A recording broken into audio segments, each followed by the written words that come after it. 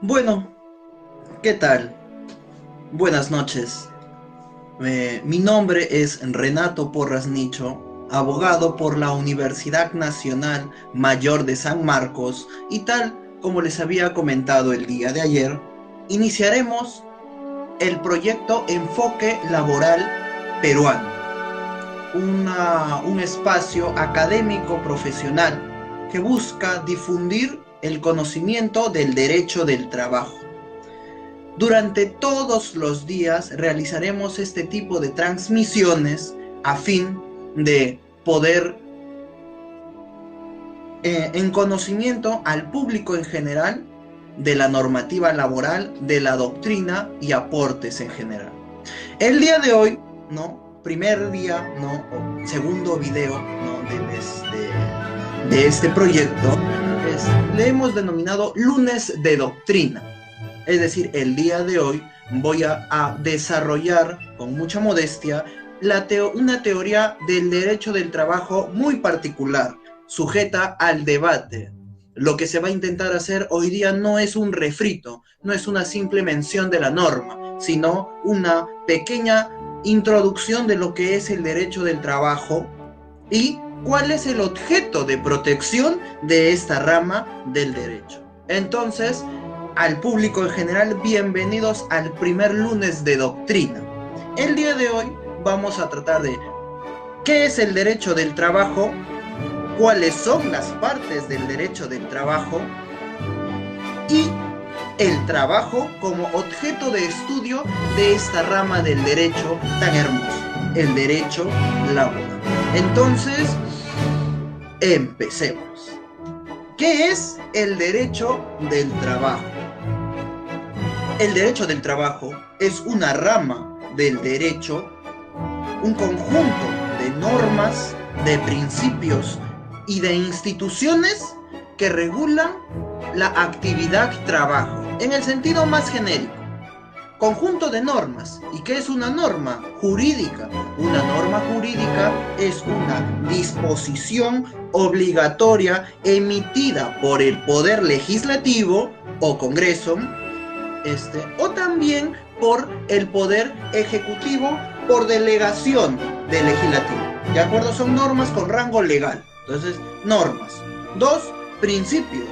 Y en la siguiente clase de doctrina hablaremos de ello. ¿Qué es un principio? Un principio viene a ser la esencia de la cual emana el derecho, a través de la cual se crea el mismo, se crea el derecho, ¿no? Los principios, estas fuentes, estas líneas directrices en el sentido de Américo Pla Rodríguez, jus laboralista uruguayo, cuyo libro más importante y reconocido es Los Principios del Derecho del Trabajo, nos indica que justamente son líneas directrices que informan directa o indirectamente la creación de nuevas normas jurídicas, encausan la resolución de los conflictos existentes o en todo caso suplen ante el vacío o la deficiencia de la ley. Eso es un principio en el derecho. 2 y 3, instituciones, que es una institución en el derecho, y para ello corresponde citar ya desde Roma a Justiniano, cuyo gran trabajo fue el Corpus Juris Civilis Romanis, siendo uno de estos 4 libros el libro de las institutas, no de las instituciones. Una institución viene a ser un concepto central y medular en el derecho, a partir del cual se puede iniciar su estudio riguroso. Eso es una institución. Entonces, ¿qué es el derecho? Un conjunto de normas jurídicas, de principios y de instituciones que regulan una determinada relación social. ¿Cuál es la relación que regula el derecho del trabajo? La relación surgida entre la persona que vende su fuerza de trabajo y aquella que tiene el poder económico de pagar. Esa relación social en específico regula. Entonces, el derecho del trabajo, como bien acá dice en el cartel de atrás, ¿no? En el cartel de atrás, ¿no? El derecho del trabajo es una rama del derecho social. Segunda gran idea, fuerte. El derecho del trabajo no pertenece al derecho privado. Pertenece al derecho social. ¿Y por qué no pertenece al derecho privado? Porque en el derecho privado, pongamos el ejemplo clásico del derecho civil, en esta relación jurídica las partes son iguales. En el derecho del trabajo, las partes son iguales. Quisiera pedirle a las personas que tienen a bien vernos en estos momentos, compartir el video y responder, ¿no? Respondan en los comentarios, por favor. ¿Las partes en el derecho del trabajo son iguales? Aprovechen a darle me gusta, a compartir el video, difundamos el conocimiento, difundamos la información, hagamos doctrina, ¿no? ¿Las partes son iguales o no son iguales en el derecho del trabajo? ¿Qué opinan? A ver, manifiéstenme su punto de vista, ¿no? Denle like, compartan, inviten a sus amigos a que le den me gusta a este proyecto, ¿no? El que es Enfoque Laboral Peruano, un espacio que busca generar doctrina, ¿no? Entonces, les pregunto a mis amigos, ¿no? Un saludo a la coordinadora general del taller Manzanilla Brisa, Yesamil Aliaga Bendezú, una excelente alumna de la Universidad Nacional Mayor de San Marcos. Muchas gracias por los saludos, ¿no? Entonces yo les pregunto, público, ¿las partes en el derecho del trabajo son iguales? ¿No? En el derecho civil sí, ¿no? Pongamos el ejemplo de un contrato de compra-venta, ¿no? De tierras, ¿no? De inmuebles, ¿no? El comprador y el vendedor están en igualdad de condiciones, ¿no? Para poder negociar, entre comillas, al menos a nivel formal, ¿no? En un contrato de arrendamiento, el arrendatario está en igualdad de condiciones que el arrendador. Y en el derecho del trabajo, el trabajador tiene la misma posición económica, jurídica y hasta política que el empleador. La respuesta es no, no hay igualdad entre las partes. El trabajador es menos que el empleador. El trabajador es menos que el empleador. ¿De acuerdo? Esto es una verdad innegable. No hay igualdad entre las partes, no se cumple este principio básico de las ramas del derecho privado, la igualdad entre las partes. Asimismo, en el derecho privado, la autonomía individual de voluntad es lo más importante. Y en el derecho del trabajo, ¿importa la autonomía de voluntad? ¿Importa la voluntad del trabajador? No. Al sentir del maestro mexicano Mario de la Cueva, el trabajo, la relación social de trabajo es una relación de necesidad, ¿no? No hay una negociación libre. Y si este argumento no nos convence, vayamos al colectivo. En el derecho colectivo, la autonomía colectiva de voluntad modifica a la autonomía individual de voluntad expresada en un contrato individual del trabajo, cuando la ley de relaciones colectivas señala que el convenio colectivo modifica automáticamente el contrato individual de trabajo. La autonomía colectiva prima sobre la autonomía individual, lo cual en el derecho privado no puede ser así. La autonomía individual de voluntad, la manifestación de la voluntad es la causa primera de la creación de relaciones jurídicas. No puede ser parte del derecho privado.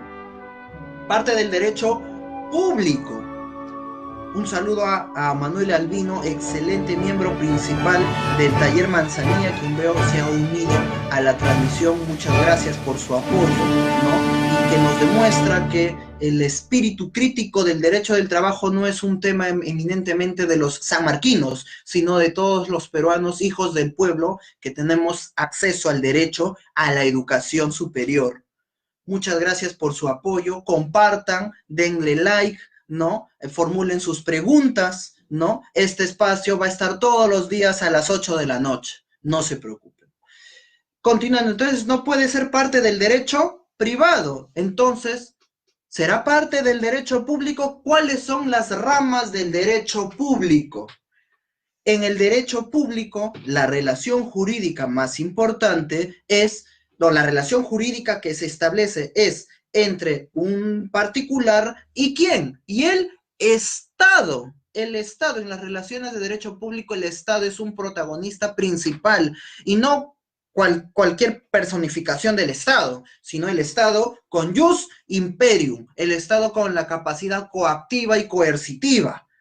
Eso es una rama del derecho público. Ejemplo, la relación que se establece entre el fiscal, ¿no? Como representante del Ministerio Público y el imputado. Eso que es una relación de derecho, una relación jurídica de derecho penal, la relación entre el imputado, quien busca mantener la presunción de inocencia válida hasta el final de su juicio, y el Estado representado por el fiscal que busca quebrantarla y utiliza todo su poder para romper para quebrar la presunción de inocencia y condenar válidamente a un imputado. El Estado actúa con jus imperium, actúa con jus imperium. Punto uno. Otro ejemplo, el derecho constitucional también es parte del derecho público, la norma normarum, la constitución política. El derecho del trabajo podrá ser parte del derecho público. No, porque no todas las relaciones de trabajo, no en todas las relaciones de trabajo el Estado es un actor, solamente en las relaciones de trabajo del régimen público. Y dos, en las relaciones de trabajo del sector público, el Estado actúa sin jus imperium, no tiene capacidad coactiva y coercitiva. Los poderes que ejerce el Estado en el sector público son facultades que otorgan la ley laboral. No es jus imperium, que es un poder político, es muy diferente. Entonces, Renato, ni público ni privado. ¿Qué es? Derecho social. Parte del derecho social, que nos quede claro a todos nosotros. No es público, no hay igualdad entre las partes, donde cabe pensar que el trabajador es igual y puede negociar el empleador. No. Y tampoco es pública ni privada, es social. ¿Y cuáles son las ramas del derecho social? Aquellas que tienen como objeto evitar la desigualdad entre las clases sociales con el objeto de evitar las crisis, la cuestión social. Eso son las ramas del derecho social, un conjunto de ramas del derecho que busca evitar o reducir la desigualdad entre las clases sociales a fin de evitar la crisis social. ¿Qué, Renato? ¿Existen las clases sociales? Sí, pues estamos en un debate académico, en un debate alturado de ideas, y desde la teoría económica más básica, las clases sociales existen. No nos digamos mentiras, ¿no? Entonces, eso es el derecho del trabajo, un conjunto de normas, principios e instituciones que regulan, ¿no?, la relación surgida entre el suministro de la fuerza de trabajo y las formas en cómo ésta se ejecuta. Es parte del derecho social. Y yo particularmente me posiciono al denominarle derecho del trabajo y no derecho laboral, pues al decir que es derecho del trabajo, incido desde un aspecto simbólico, semántico, en la palabra trabajo, porque trabajo viene del latín tripalium, y tripalium es una herramienta de tortura utilizada en la época griega. Qué sabios han sido los antiguos para denominar a la actividad humana en beneficio de otro, a cambio de un salario, ¿no?, como una herramienta de tortura, el trivial, ¿no?, trabailer, ¿no?, el trabajo forzado, ¿no?, cuyo origen, ¿no?, da la palabra trabajo, de la herramienta de tortura tripalium, ¿no? Entonces el derecho del trabajo es eso, una rama que busca evitar la desigualdad social, ¿no?, y que debería ser proteccionista, pues si no es así, no hay razón para cuestionarnos, no hay razón para mantener el sistema, el modelo económico impuesto en la década de los 90. Punto 1, desarrollado, derecho del trabajo. Compartan, denle like, por favor, ¿no? Difundamos el conocimiento, hagamos doctrina. Punto 2, las partes del derecho del trabajo. El derecho del trabajo se divide en tres grandes partes en nuestro país. El derecho del trabajo, y acá me suscribo en la posición del maestro Jorge Rendón Vázquez, quien no denomina derecho individual del trabajo, no, sino derecho del trabajo individual, derecho del trabajo colectivo y derecho del trabajo procesal. Así clara y doctrinariamente nos posicionamos en las partes del derecho laboral. Posición que comparten juristas como el maestro Francisco Gómez Valdés, ¿no? Y discípulos del maestro Rendón que desarrollan en sus clases dicha doctrina, al profesor asesor del Taller de Investigación de Derecho Laboral y la Seguridad Social, José Matías Manzanilla, de la Universidad Nacional Mayor de San Marcos, a su profesor asesor, el maestro Francisco Romero Montes. El derecho del trabajo se divide en derecho del trabajo individual, derecho del trabajo colectivo y derecho del trabajo procesal.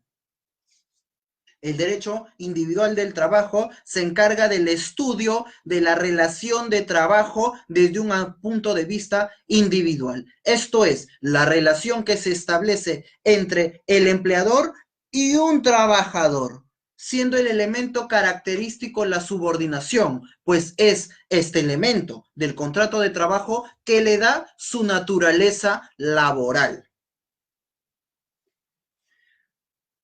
Mientras que el derecho colectivo del trabajo se encarga del estudio de las relaciones colectivas que se establecen entre la representación de los trabajadores, ¿no? A través de un sindicato, quienes delegan la voz, ¿no? Y el pliego, ¿no? En su junta directiva, siendo estos quienes se enfrentan al empleador con el objetivo de obtener más derechos. En el derecho individual del trabajo, el límite es la ley. En el derecho colectivo se busca ir más allá de la norma, obtener más derechos a través de la negociación colectiva, cuyo producto final será un convenio colectivo, el cual surtirá efectos desde la presentación del pliego de reclamos. Eso es el derecho colectivo, el derecho del trabajo colectivo. El derecho individual del trabajo y el derecho colectivo del trabajo conforman al llamado derecho sustantivo del trabajo. Esto es, la parte donde tenemos a los derechos laborales, ¿no? Creados, ¿no? Las gratificaciones, las CTS, etc. Mientras que el derecho del trabajo procesal, ¿no? Es el derecho adjetivo del trabajo, es decir, el procedimiento legal a través del cual se solicita al juez, ¿no? Ordene el cumplimiento de una norma sociolaboral. Eso es el derecho del trabajo procesal, el procedimiento legal establecido para solicitar ante el Poder Judicial el cumplimiento, ¿no? o la declaración de un derecho laboral, ¿no?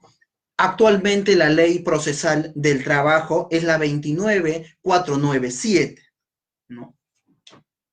Esas son las partes del derecho del trabajo individual, derecho del trabajo colectivo y derecho del trabajo procesal. Y ya para finalizar, pues la idea de estos videos, de estos programas, es hacerlos de 15 o 20 minutos diarios, ¿no? Ya para finalizar, desarrollemos el trabajo como objeto de estudio de esta rama del derecho.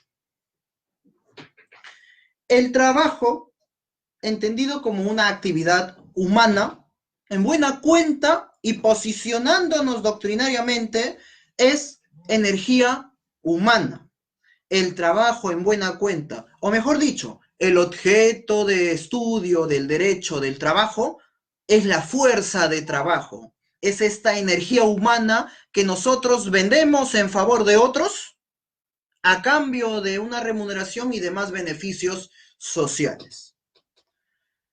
En el siguiente día de doctrina desarrollaremos las escuelas del derecho del trabajo, ¿no? Pero a grandes rasgos les comento que hay dos, la apologista y la escuela crítica. En la escuela apologista se define al trabajo como una actividad humana, esto es, que tiene una finalidad concreta, ¿no? Que es la satisfacción de las necesidades, pues uno no trabaja porque quiere, sino porque necesita, ¿no? Un trabajo humano, un trabajo productivo, ¿no? Es decir, que genere un excedente del cual pueda apropiarse el empleado, ¿no? Actividad humana, productiva, ¿no? Libre, ¿no? Como actividad libre, ¿no? Es decir, ya surgen los primeros derechos del trabajo, ¿no? Libre, ¿no? Por cuenta ajena, es decir, acá surge la enajenación en términos marxistas, o si no quieres utilizar eso, la ajenidad, ¿no? En términos eminentemente laborales, ¿no? Entonces tenemos un trabajo humano, productivo, por cuenta ajena, libre y subordinado. Así define al trabajo, así se define al trabajo desde la escuela apologista. Desde la escuela crítica, el trabajo no es más que fuerza de trabajo, energía humana indesligable del ser humano, de la persona, ¿no? Y que en buena cuenta se vende en favor de otro. Y siendo parte de esta energía vendida, ¿no? Apropiada por el empleador, ¿no? De la cual surge la plusvalía, ¿no? Y el excedente, ¿no? Por lo que la remuneración viene a ser un pago proporcional por la prestación de servicios. Y solo así se explica la existencia de otros beneficios sociales, ¿no? Como la gratificación, que es un sueldo más en julio, la CTS, que es un sueldo más al año, ¿no? Una remuneración computable por cada año completo. ¿Por qué pagarle eso? ¿Por qué pagarle más al trabajador aparte de su remuneración? Pues porque la remuneración no cubre el verdadero valor de la prestación del trabajador. Siempre el pago es mucho menor, es un pago proporcional. La plusvalía es una teoría válida existente en nuestro país y que a través de la cual debemos comprenderla mejor, estudiarla mejor para una redistribución adecuada de la riqueza, ¿no? Y que los trabajadores no asuman la carga social.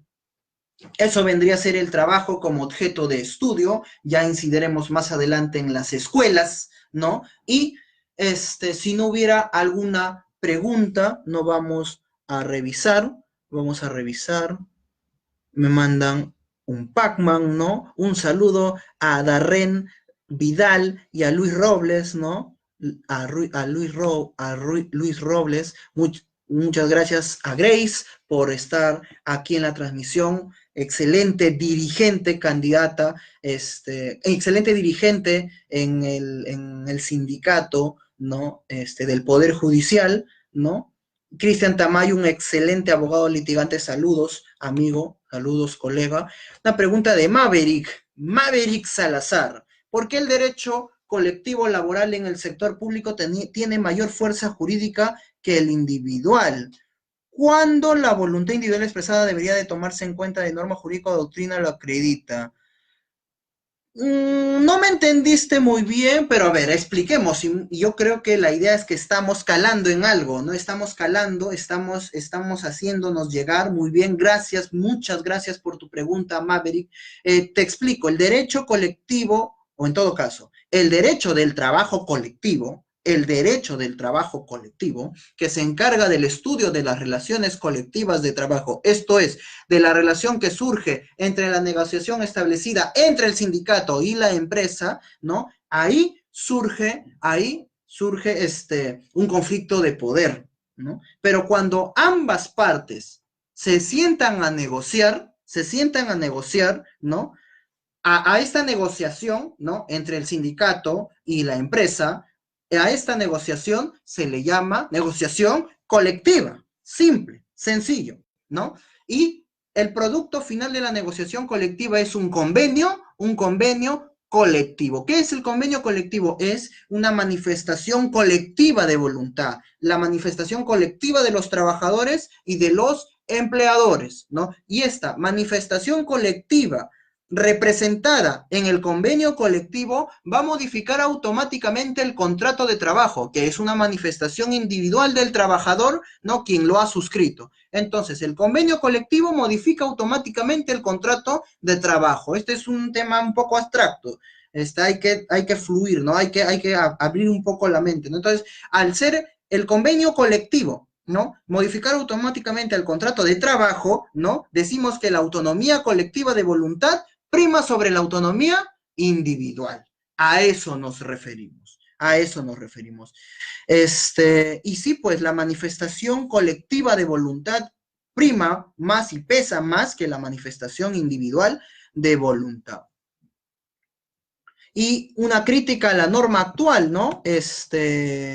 Lamentablemente, se ha restado la fuerza se ha restado fuerza al convenio colectivo. En la Constitución de 1979 tenía fuerza de ley y actualmente en la del 1993 tiene fuerza vinculante.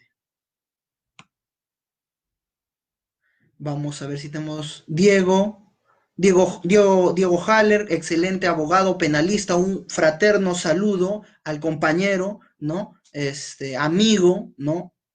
Buena iniciativa, siempre en tus clases trata de ponerle ejemplos simples y concretos. Muchas gracias por la sugerencia, eso vamos a dedicarlo a los martes de casos, ¿no? Que el día de mañana procederemos a explicar simple y sencillamente un par de casos laborales y dar algunas respuestas legales. Ahí vamos a dejar en los comentarios nuestro correo electrónico enfoquelaboral.peruano@hotmail.com enfoquelaboralperuano@hotmail.com. Mándenos sus consultas y hasta las 4 de la tarde del día de mañana las estaremos revisando para difundirlas en el video de mañana a las 8 de la noche. De mañana, martes 26 de mayo a las 8 de la noche. Manden sus consultas al correo electrónico, que el día de mañana son martes de casos, ¿no? Tenemos Claudio Villús, mejor explicado, muchísimas gracias por tu saludo. Diego, muchas gracias compañero por tus saludos. El buen amigo Johan, abogado, ¿no? En la ciudad de Guaral, muchísimas gracias que nos están viendo por allá, difundan la información, hagamos doctrina.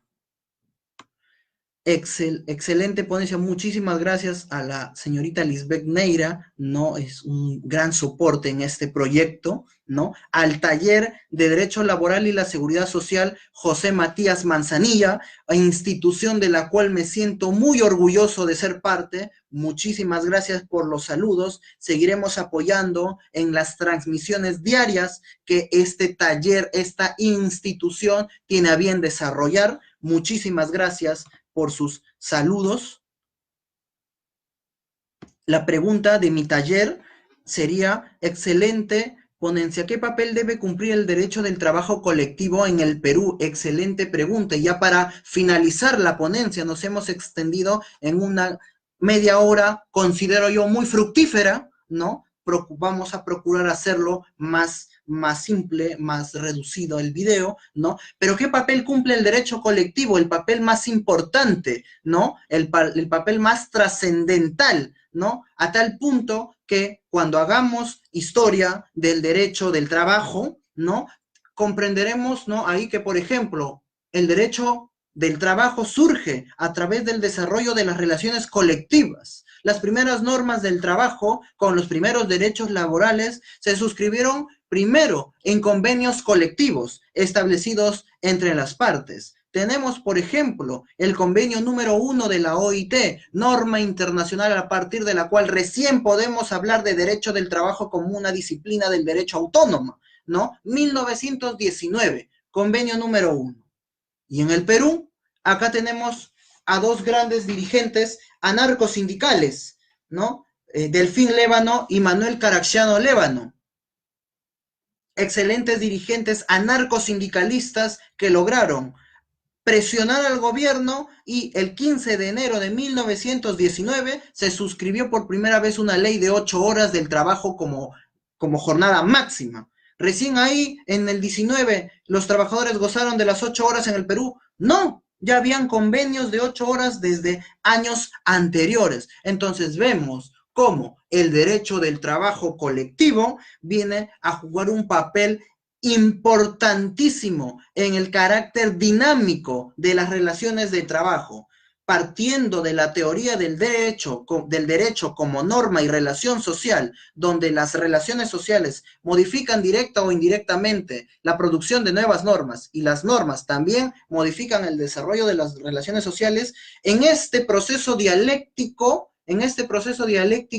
entendemos que el desarrollo de las relaciones colectivas de trabajo ha permitido y permitirá la creación de nuevos derechos, debiendo ser este el motor para la generación de nuevas normas, con un carácter mucho más proteccionista. Entonces, los trabajadores organizados deberían asumir un papel más importante en nuestro país. El derecho colectivo, por lo tanto, es fundamental y solo así se explica la precariedad del desarrollo de nuestros derechos laborales en nuestro país. A Max Chauca, miembro principal del Taller Manzanía, saludo fraterno, gracias por tu saludo. Antonio Guevara, los convenios colectivos que logren los sindicatos se puede mejorar a lo que está en la ley definitivamente. Los convenios, el derecho del trabajo colectivo, en esencia, tiene como objetivo superar a la ley, ¿no? Es decir, del derecho de la ley para abajo, en términos muy simples, en términos muy sencillos, de la ley laboral para abajo, derecho individual, gratificaciones, CTS, etcétera, etcétera. Y de la ley para arriba, el derecho colectivo. ¿Quién va a negociar colectivamente para perjudicarse? Sería un contrasentido. La esencia misma de la negociación colectiva es obtener más derechos laborales. Lamentablemente, con las crisis cíclicas que tiene el capitalismo, un sector apologista en el derecho del trabajo planteó la doctrina de la negociación colectiva impeius, es decir, una negociación colectiva en peor, siendo esta la excepción. La regla, amigos míos, es que la negociación colectiva debe mejorar los derechos existentes en la norma jurídica. A Daisy Noelia, coordinadora de prensa del taller José Matías Manzanía, muchísimas gracias por su saludo. Su pregunta es, ¿qué rol debe cumplir el derecho del trabajo colectivo en el Perú? El rol más importante, pues ya le hemos respondido al taller, me reafirmo en ello. El derecho del trabajo colectivo es el motor para la creación y el impulso para la creación de nuevas normas jurídicas, ¿no? Con un carácter mucho más proteccionista. Y si no es así, pues hay que plantearnos cambiar el modelo económico. Antonio Guevara, Sindicato Cencosud, Sutragrupec presente, gracias por la exposición, estuvo buena.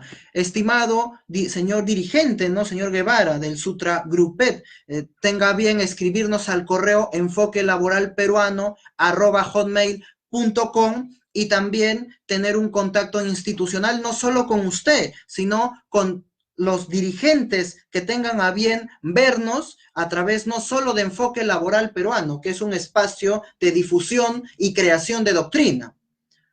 También pueden contactarnos a través del Instituto de Resolución de Conflictos Laborales y Defensa Social. Simple, IRCLADES, ¿no? Nos encuentran por Facebook para poder apoyarlos desde el aspecto desde la estrategia sindical y tácticas para negociaciones colectivas efectivas, ¿no? Un saludo, estimado Antonio Guevara, y al Sutragrupec de Cencosud, ¿no? Saludo fraterno, estamos a su disposición con los conocimientos que tenemos a bien compartir con todos ustedes. Para no hacer más larga esta ponencia, pues la idea es hacer conferencias súper dinámicas. Me despido de todos ustedes agradeciéndole infinitamente su presencia y sus preguntas. Nos vamos a ver aquí todos los días a las 8 de la noche. Muchísimas gracias y hasta mañana.